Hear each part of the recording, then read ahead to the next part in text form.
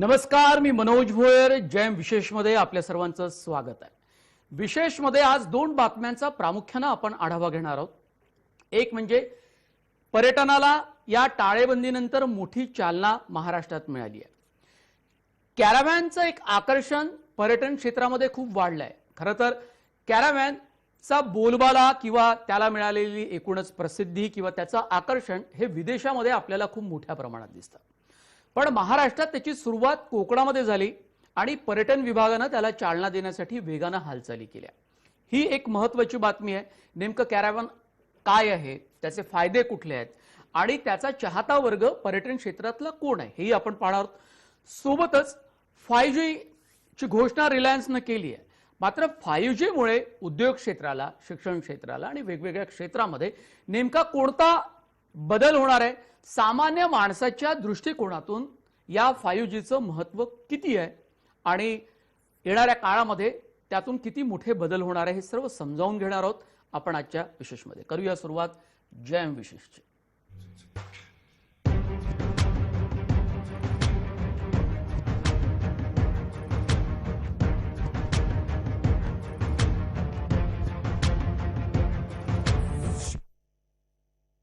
महाराष्ट्र पर्यटन विकास महामंडळानं पर्यटनाला चालना देण्यासाठी टाळेबंदी शिथिल झाल्यानंतर वेगाने हालचाली सुरू केल्या. आता पर्यटनाला चालना देण्यासाठी नवनवीन प्रयोगाचा अवलंब केला जातोय. त्यातीलच एक कॅराव्हॅन किंवा ज्याला कॅम्पर व्हॅन असं म्हणतात, हा नवा प्रयोग पर्यटनाच्या सेवेत दाखल झालाय. त्यामुळे तुम्हाला हवे असलेल्या ठिकाणी जाता येतं. या कॅराव्हॅनमध्ये टॉयलेट, बाथरूम, स्वयंपाकघर, झोपण्याची व्यवस्था असं सर्व प्रकारच्या गरजा आरामदायी पद्धतीने भागवता येतात. त्यामुळे एन्जॉय करायचंच असेल तर अशा पर्यटकांना कॅराव्हॅन हा एक उत्तम पर्याय ठरला. कॅराव्हॅन डिझायनर सचिन पांचाळ यांनी अत्यंत सुबकतेने हे डिझाईन तयार केलंय. 2 वर्षांपूर्वी आदित्य ठाकरे यांनी ही संकल्पना तयार केली. त्याकरिता 2.5 कोटीचा खर्च झाला. सध्या 12 मीटर लांबीची कॅराव्हॅन भाड्याने घेण्याकरता ऑनलाईन नोंदणी करण्याची गरज असून त्याकरिता 21,000 रुपये प्रति दिवस इतके आकारले जाणार आहे. या कॅराव्हॅन मधून व्यक्ती सहजपणे प्रवास करू शकतो. त्यामध्ये तुम्हाला खाण्याकरता लागणारे पदार्थ, पाणी, ड्रायव्हर आणि एक क्लीनर साथीला दिला जातो. पण तुम्ही 2 किंवा 4 जण आहात तर तुम्हाला कारच्या आकाराची मिनी कॅराव्हॅन मिळू शकते. त्यामध्ये टॉयलेट, बाथरूम हे बाहेर असून तुम्हालाही स्वतःला ती ड्राईव्ह करता येते. त्याकरता 4,000 रुपये प्रति दिवस इतके पैसे आकारले जातात. या दोन्ही कॅराव्हॅन मध्ये लागणारं इंधन मात्र त्या पर्यटकांनाच भरावं लागतं.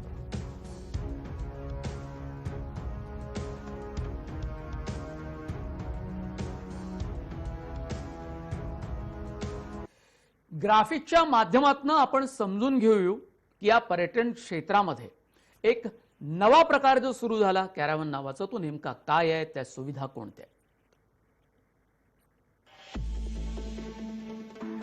कॅराव्हॅन मध्ये काय आहे? 12 मीटर लांबीची सुसज्ज कॅराव्हॅन. कॅराव्हॅन मध्ये संडास, बाथरूम, कपाटाची व्यवस्था आहे. स्वयंपाकघर आणि झोपण्यासाठी बेडची व्यवस्था देखील कॅराव्हॅन मध्ये.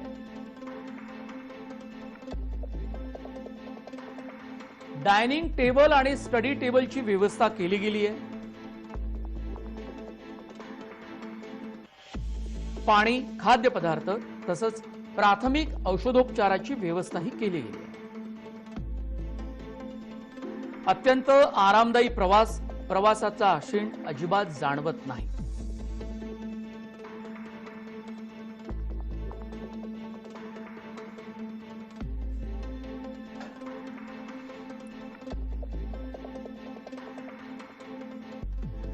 कॅराव्हॅन मध्ये काय आहे तर प्रवासाचा शीण अजिबात जाणवत नाही असा हा प्रकार आहे.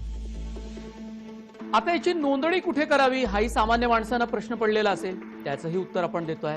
महाराष्ट्र पर्यटन विकास महामंडळाकडे कॅराव्हॅनची नोंदणी तुम्ही करू शकता. ऑनलाईन नोंदणी करता येते. 12 मीटर लांबीच्या कॅराव्हॅनसाठी प्रतिदिन 21,000 रुपये भाडा आहे. मिनी कॅराव्हॅनसाठी 4,000 रुपये भाडं आहे.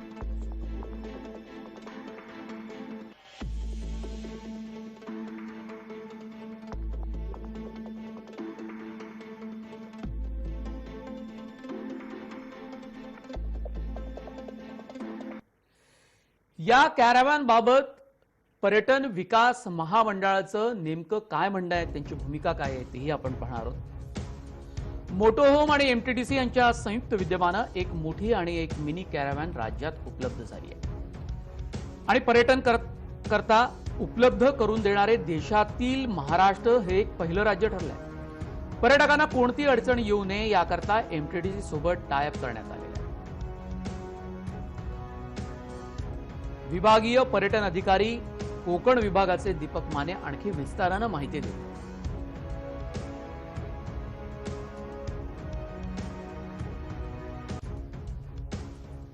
महाराष्ट्र पर्यटन विकास महामंडळाने अनलॉक 4 च्या नंतर पर्यटन व्यवसाय सुरू केला आहे। कोकणात मोठ्या प्रमाणात पर्यटक येऊ लागले आहेत। आपल्या समवेत आहेत प्रादेशिक कोकण अधिकारी दीपक माने, यांच्याशी आपण बातचीत करूया। नमस्कार। अनलॉक 4 नंतर महाराष्ट्रातील सर्व एमटीडीसीची सर्व पर्यटक निवासे आम्ही पर्यटकांना उपलब्ध करून दिलेली आहेत। कोविडच्या गाईडलाईन्स असतील, आमच्या वरिष्ठांच्या ज्या वेळोवेळी येणारे मार्गदर्शन असेल, या सर्व मार्गदर्शन तत्वाचं पालन करून आम्ही आमचे सर्व पर्यटक निवास पर्यटकांसाठी खुली केलेले आहेत। सुरुवातीला पर्यटकांचा ओघ अत्यल्प येणार हे आम्हाला नक्कीच आम्ही हे गृहीत धरलं होतं, परंतु त्यांच्या मनामध्ये विश्वासार्हता निर्माण करणे आणि पर्यटकांचा ओघ वाढवणे हे आमच्या हातात होतं।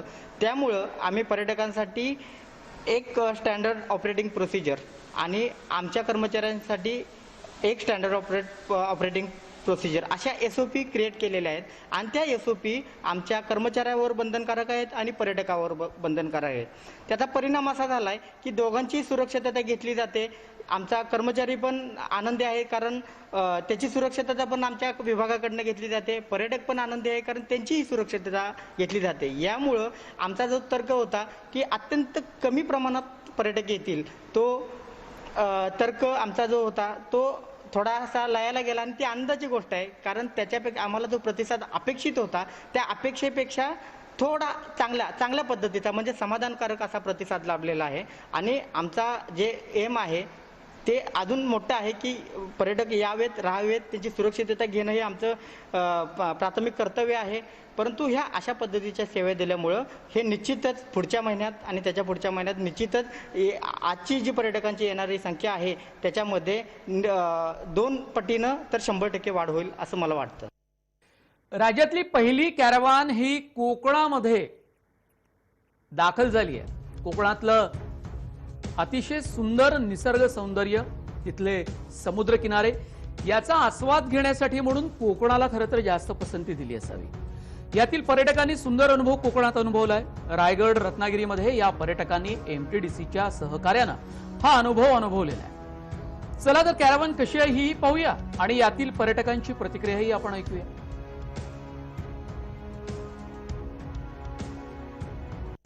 मी विकी देसाई, मी आणि माझी फॅमिली याने हे कॅम्परव्हॅन बुक केलं आहे थ्रू मोटोहोम।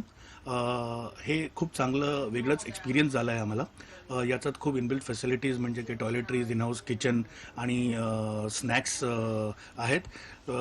करंट सिच्युएशन हे पॅन्डेमिकमध्ये असं ऑप्शन असेल तर माइंड रिफ्रेशसाठी लोकांना बाहेर सेफली वेकेशन करायला खूप चांगली ऑप्शन्स आहे आणि we are thankful to MTDC for being so cooperative and helping us out with this thing. वेळ झाली जयम विशेषमध्ये एका ब्रेकची। ब्रेक नंतर 5G ने आपल्या सामान्य माणसांच्या आयुष्यात कोणते बदल होईल याचा आपण वेध घेणार आहोत। कुठेही जाऊ नका, पाहत रहा जय महाराष्ट्राचा हा खास कार्यक्रम जयम विशेष।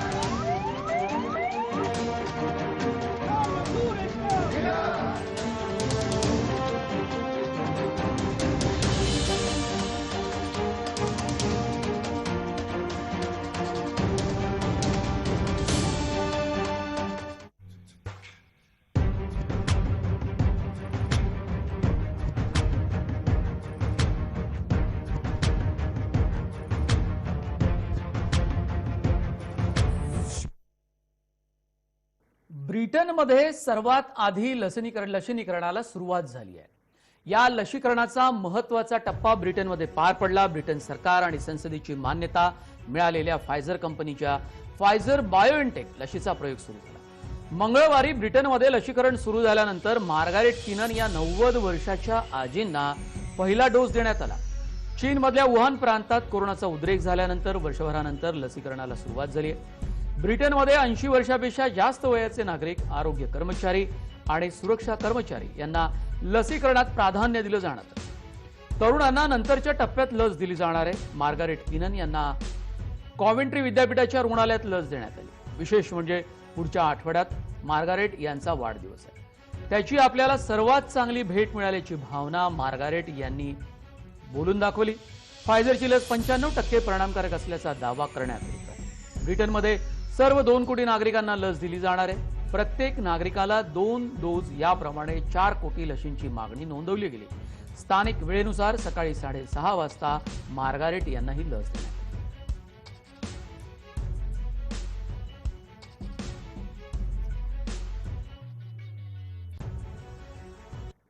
ब्रिटनमध्ये लसीकरणाचे टप्पे कुठले असतील, कोणती लस वापरली जाते आणि ब्रिटनमध्ये किती लोकांना ही लस दिली जाईल, पाहूया ग्राफिक्सच्या माध्यमातून.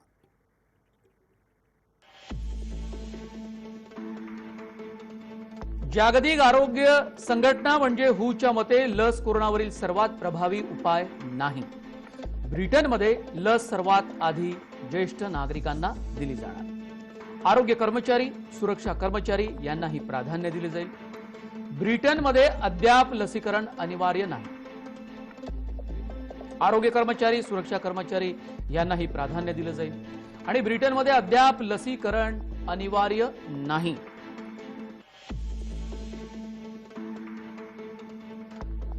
मात्र 2 कोटी नागरिकांसाठी 4 कोटी लशींची ऑर्डर ही दिली गेली.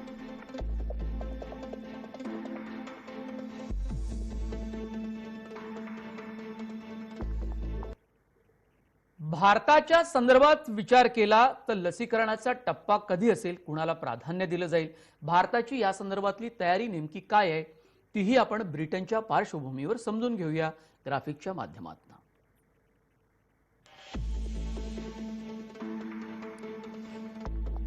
फायझरनं भारतातही आपत्कालीन वापरासाठी परवानगी मागितली.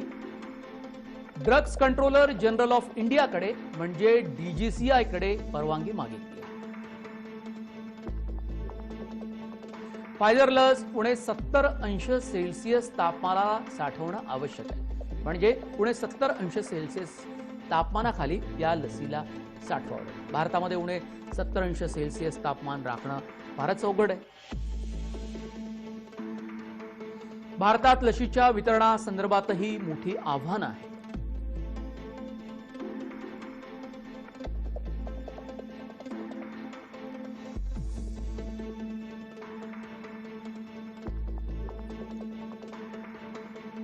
या संदर्भात तज्ज्ञांचं नेमकं काय मत आहे तेही पाहूया.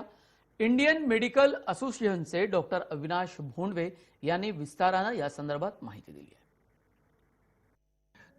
ब्रिटनच्या वेळेप्रमाणे सकाळी 6:30 वाजता ही लस दिली गेली आणि आत्तापर्यंत तिला कुठलाही त्याचा त्रास झालेला नाहीये. अत्यंत ती व्यवस्थित आहे. ब्रिटनमध्ये या पहिल्या टप्प्यामध्ये 80,000 लोकांना लस दिली जाणार आहे आणि येत्या काही दिवसातच अजूनही 4 लाख लसी त्यांचा ते मागवल्या गेलेल्या आहेत आणि या पद्धतीने ब्रिटनमधली जी लस आहे ती अत्यंत सुरक्षित आहे. फायझर कंपनीची ही लस सर्वत्र त्यांनी देण्याचं ठरवलेलं आहे आणि त्याप्रमाणे ब्रिटन हा लसीकरण करणारा पहिला देश ठरलेला आहे आणि त्यामध्ये मार्गारेट किनन या 90 पार केलेल्या व्यक्तीला, महिलेला ज्यावेळेला ही लस दिली गेली त्यावेळेला साहजिकच जगातल्या सर्व लोकांना यामध्ये एक सुटकेचा निश्वास सोडलेला आहे की ही जी लस आहे ही वृद्धांमध्येही कुठल्याही प्रकारे दुष्परिणाम करू शकत नाहीये. परंतु तरीसुद्धा या सर्व ब्रिटनमधील लसीकरणाकडे सगळ्या जगाचं लक्ष लागलेलं आहे. कारण इथे जर काही घडलं, जर काही आधी माहिती नसलेले दुष्परिणाम जर आले किंवा ही लस परिणामकारक नाही असं जर लक्षात आलं तर संपूर्ण जगातल्या लसीकरण मोहिमेला एक प्रकारचा मोठा धक्का बसू शकेल. परंतु आज तरी परिस्थिती अशी आहे की ब्रिटनमधली ही जी लसीकरणाची मोहीम आहे ही यशस्वीतेच्या दृष्टीने पहिलं पाऊल त्यांनी टाकलेलं आहे. 2021च्या उत्तरार्धात 5G सेवा पुरवण्याचं रिलायन्सनं ठरवलेलं आहे. पुढच्या वर्षीच्या म्हणजे 2021च्या उत्तरार्धात 5G सेवा सुरू करण्याची रिलायन्स जिओची योजना असल्याचं रिलायन्सचे चेअरमन मुकेश अंबानी यांनी सांगितलं. इंडिया मोबाईल काँग्रेस या परिषदेमध्ये बोलताना मुकेश अंबानी यांनी ही घोषणा केली. देशामध्ये लवकरात लवकर 5G सेवा सुरू करण्यासाठी आणि ही सेवा सर्वत्र किफायतशीर दरात उपलब्ध करून देण्यासाठी आवश्यक धोरणात्मक पावलं उचलण्याची गरज असल्याचं मत त्यांनी व्यक्त केलं. यासाठी देशातच विकसित केलेलं नेटवर्क, हार्डवेअर आणि तंत्रज्ञानाचा वापर केला जाईल असं आश्वासन त्यांनी दिलं. आत्मनिर्भर भारताच्या कल्पनेसाठी जिओच्या 5G सेवा महत्त्वाची असेल असा दावा त्यांनी केला. भारतासाठी जिओनं दूरसंचार खात्याकडे काही विशिष्ट फ्रिक्वेन्सीच्या स्पेक्ट्रमची मागणी केली आहे, तर जिओच्या रॅडिसिया उपकंपनीनं यापूर्वीच परदेशी कंपन्यांना सेवा विक्री करायला सुरुवात केली.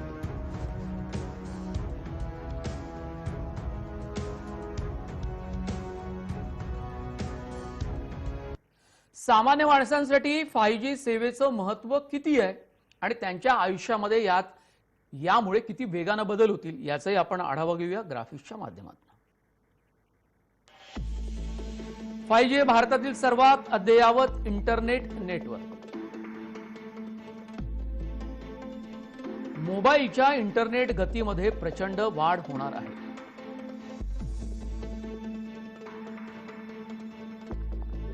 पर्यायानं सर्व मूलभूत सेवांची गती वाढणार आहे. महिलांची सुरक्षा रस्त्यालगत सहाय्य तातडीनं उपलब्ध होणार आहे. तांत्रिक बिघाड होण्याआधीच उपाययोजना करणं शक्य आहे.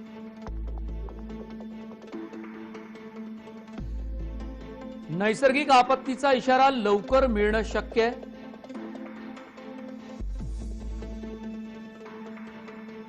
ड्रोनची सेवा सुलभ होणार आहे.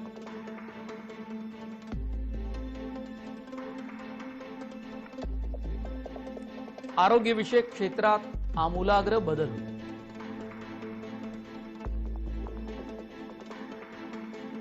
रुग्णांच्या आजारांचे लवकर निदान शक्य.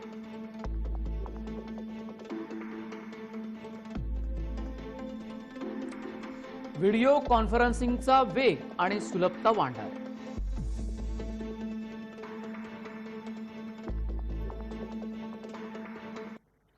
भारती एअरटेलचे सीईओ वेणुगोपाल यांनी मात्र त्याला विरोध केलाय. त्यांचा विरोध नेमका कोणत्या गोष्टीसाठी आहे हेही आपण पाहूया ग्राफिक्सच्या माध्यमातून. भारताचे स्वतःचे 5G मानक हवे अशी चर्चा होत आहे. हा अस्तित्वाला धोका आहे. यामुळे भारत जागतिक पटलावरून बाहेर पडू शकतो आणि नाविन्याचा वेग कमी होतो. गोपाल विठ्ठल यांचं म्हणणं आहे. भारती एअरटेलचे ते सीईओ आहेत. तसे घडू दिले तर आपण आपल्याच नागरिकांचा भ्रमनिरास करू. भारती एअरटेलचे सीईओ गोपाल विठ्ठल यांचं हे मत आहे.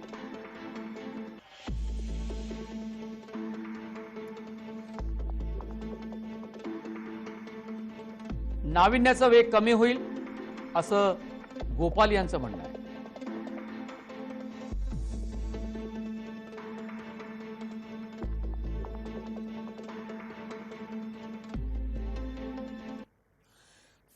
च्या वापराबद्दल या क्षेत्रातले तज्ञ अंकुर पुराणिक यांचंही मत जाणून घेऊया. 5Gच्या भारतातील वापरामुळे काय परिणाम होतील, काय बदल घडतील याविषयी त्यांनी आपली मतं व्यक्त केली.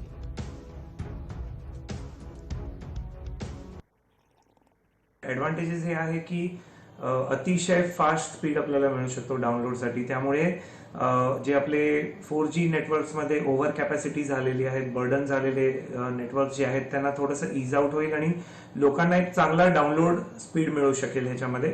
आणि 5G टेक्नॉलॉजीमध्ये the main highlight is that only की हाय स्पीड म्हणजे लाइटनिंग फास्ट स्पीड तुम्हाला मिळू शकेल. तर ह्याच्यामध्ये बरेच सर्व्हिस प्रोव्हायडर असतील, जसं जिओ आहे, एअरटेल आहे, वोडाफोन आहे.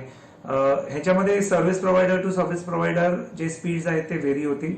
म्हणजे right from 60 MBPS to 100 MBPS to 700 MBPS 800 MBPS असे वेगळे ह्याच्यामध्ये स्पीड्स आपल्याला मिळू शकतात depending upon the network capacity. प्रत्येक सर्व्हिस प्रोव्हायडरचं काय कॅपॅसिटीमध्ये त्यांनी जे काय इक्विपमेंट आहे ते इन्स्टॉल केलं ह्याच्यावरती आणि बाकीचे पण बरेचसे फॅक्टर्स आहेत. कॉम्पिटिशन जर आपण म्हटलं तर जे ऑलरेडी भारती एअरटेलचे ट्रायल्स चालू आहेत 5Gच्या प्लस जिओच्या पण काही ट्रायल्स चालू आहेत. तर मे बी जिओनी जे काय अनाउन्समेंट केली की बाय मिड ऑफ 2021च्या जूनपर्यंत हे यांच्या सर्व्हिसेस लॉन्च करणार आहेत. तर डेफिनेटली कॉम्पिटिशन येईल ह्याच्यामध्ये, कारण कोणीतरी फर्स्ट असेल, कोणीतरी सेकंड असेल, कोणीतरी थर्ड असेल. ह्याच्यामध्ये हे इम्पॉर्टंट आहे आपल्याला समजणं की ही टेक्नॉलॉजी नवीन आहे, त्यामुळे ही थोडीशी रोल आउट होऊन स्मूथ व्हायला थोडासा वेळ लागेल. अर्थात जे हँडसेट कॉम्पॅटेबिलिटी आहे तर एवढा सारा युजर डेटाबेस आहे किंवा एवढे सारे युजर्स आहेत त्यांना पण हे काय सोपं जाणार आहे का की to move from 4G to 5G ते जे ट्रान्झिशन आहे ह्याला एक थोडासा कालावधी लागेल, ह्याला वेळ लागेल थोडासा.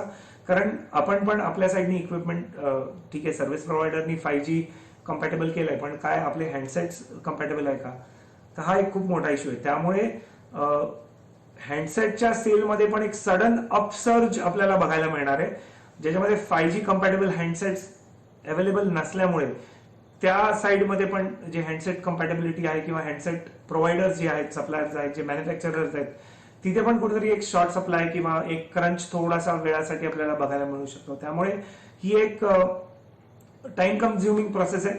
ऑलमोस्ट 5G नेटवर्क जरी नेक्स्ट 2021 मध्ये जूनमध्ये जरी लॉन्च झालं, ह्याला स्टेबलाइज व्हायला 1 वर्ष तरी जाईल, असं माझं ओपिनियन आहे. ब्रेक डान्स या नृत्य प्रकाराला ऑलिम्पिकसाठी अधिकृत खेळाची मान्यता देण्यात आली. आता क्रीडाप्रेमी आणि डान्स प्रेमी या दोघांसाठी महत्त्वाची बातमी ठरली. 2024च्या पॅरिस ऑलिम्पिकसाठी ब्रेक डान्सला अधिकृत खेळ प्रकार म्हणून मान्यता. 60च्या दशकात न्यूयॉर्कमध्ये या नृत्याचा प्रकार विकसित झाला आणि पाहता पाहता संपूर्ण जगात तरुणाईच्या अभिव्यक्तीचं साधन झालं. आधुनिक नृत्य प्रकारातली बंडखोरी म्हणून ब्रेक डान्सिंगकडे पाहिलं जातं. हा मुख्यतः 2 टोळ्यांमध्ये रस्त्यावरची भांडणे जिंकण्याचा एक प्रकार होता. 2018च्या ब्युनॉस आयर्सच्या युवा ऑलिम्पिकमध्ये सर्वात प्रथम याचा समावेश झाला. त्याचवेळी पॅरिस ऑलिम्पिकमध्येही याचा समावेश होईल असा अंदाज व्यक्त केला जात आहे. ब्रेक डान्सिंगचा समावेश करून घेण्यासाठी वेट लिफ्टिंग आणि बॉक्सिंगच्या काही प्रकारामध्ये कपात करण्यात आली आहे. एक प्रकारे हिंसेकडून कलेकडे असा हा प्रकार ऑलिम्पिकच्या मूल्यांशी सुसंगतच म्हणावा लागेल.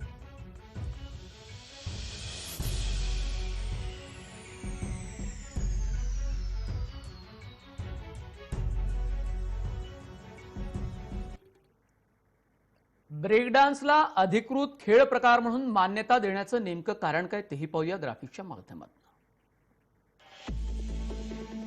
शहरी तरुणांना आकर्षित करण्यासाठी निर्णय.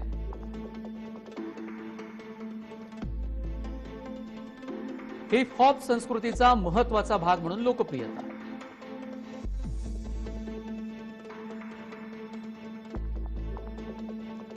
ब्रेक डान्समध्ये महिलांनाही समान सहभागाची संधी मिळणार आहे.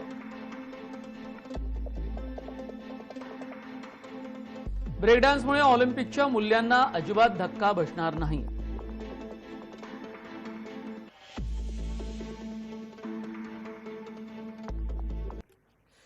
ब्रेक डान्सचा ऑलिम्पिकमध्ये अधिकृत खेळ प्रकार म्हणून मान्यता मिळाल्यानंतर देशामध्ये शेकडो डान्सर्समध्ये आनंद पसरलाय. भारतात अव्वल दर्जाचे डान्सर्स आहेत, त्यामुळे भारत आपल्या दिमागदार शैलीत ऑलिम्पिकमध्ये प्रदर्शन करू शकतो आणि अव्वल येण्याची क्षमताही त्यांची आहे. त्यामुळे त्यांना मानाचं स्थानही मिळू शकतं. याविषयी अधिक माहिती दिली आहे नृत्य दिग्दर्शक उदय पवार यांनी.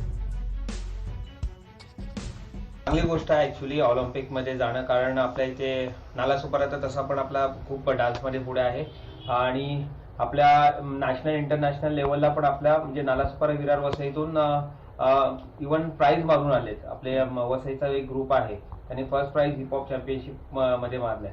तर एक नॉर्मली गल्लीतली वगैरे सगळी जी मुलं असतात वगैरे जी छोटी छोटी खूप स्टंट वगैरे करतात, सो त्यांच्यासाठी खूप चांगलं आहे की ऑलिम्पिकसाठी म्हणजे एक मोठं स्टेज मिळेल त्यांच्यासाठी. बेसिकली आता इंटरनॅशनल लेवलला जेवढे डान्सर्स आहेत त्याच्यात तोडीस तोड आपल्या इकडे डान्सर्स आहेत आणि त्याच्या रिहर्सल्स वगैरे सगळे त्यांचे जे ज्याप्रमाणे ती लोक रिहर्सल्स करतात त्याप्रमाणे त्यांच्या त्या स्टंट आणि सगळं त्यांच्याकडे ज्या रिक्वायरमेंट आहेत तसं आपल्या इंडियामध्ये पण आले आणि त्यांच्या तोडीस तोड म्हणजे आपण हे करायलाच नको की आता आपणच फर्स्ट प्राइज मारून आलो आपण वसई तालुक्यातून वगैरे. सो इंडिया खूप आणि खूप वेगवेगळ्या दिल्लीमध्ये किंवा मग आपल्या मुंबईमध्ये वगैरे एवढे चांगले डान्सर्स तर खूप वेगळा गेलाय.